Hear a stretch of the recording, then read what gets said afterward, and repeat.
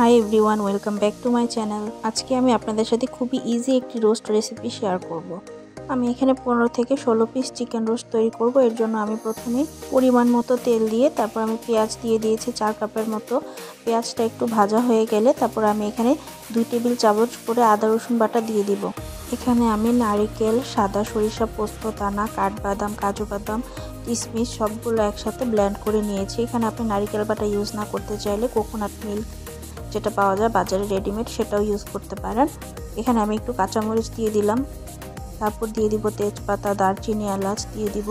আমি এখানে readymade roast মশলা ব্যবহার করছি। আপনারা চাইলে রেডিমেড রোস্ট মশলা যদি ব্যবহার করতে না চান তাহলে জায়ফল, জয়ত্রী, বড় এলাচ, স্টার মশলা এগুলোকে সবগুলোকে একসাথে ব্লেন্ড করে এখানে ইউজ করতে পারেন। আমি এখানে ভাজা জিরা ব্যবহার করব না, অল্প একটু কাঁচা জিরা বেটে এখানে দিয়ে দিব।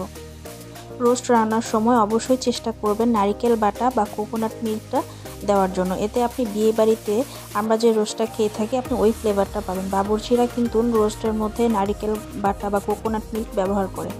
আমি এখানে টক দই ইউজ করিনি, আমি এখানে দুধ দিয়েছিলাম। আপনারা চাইলে দুধের পরিবর্তে টক দই দিতে পারেন।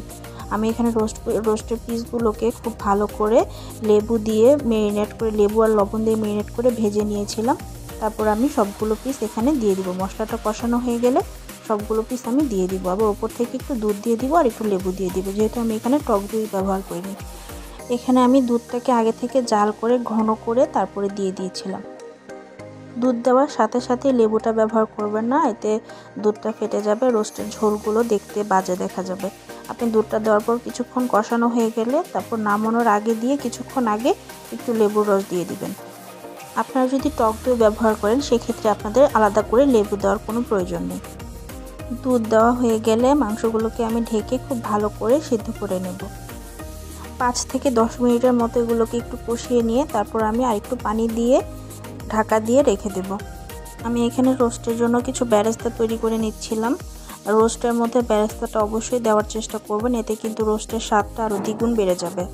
আমি এখানে ঝোল দেওয়ার পরে উপর থেকে আরেকটু রোস্ট মশলা দিয়ে দিয়েছিলাম আর 2 চামচের মতো চিনি দিয়েছিলাম স্বাদটাকে ব্যালেন্স করার জন্য, আর অল্প একটু কাঁচামরিচও দিয়ে দিয়েছি ফ্লেভারের জন্য।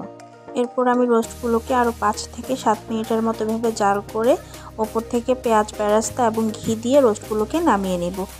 আমার কাছে মনে হয় এটা রোস্ট রান্নার সবচেয়ে সহজ পদ্ধতি, আর এভাবে রোস্ট রান্না করলে রোস্টগুলো খেতে খুবই মজা হয়।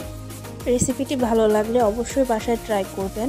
মেহমানদের আপ্যায়নে আপনি খুবই সহজেই এই রেসিপিটি তৈরি করে দিতে পারবেন। ঝটপট, খুব দ্রুত হয়ে যায় আর খেতেও খুবই মজাদার।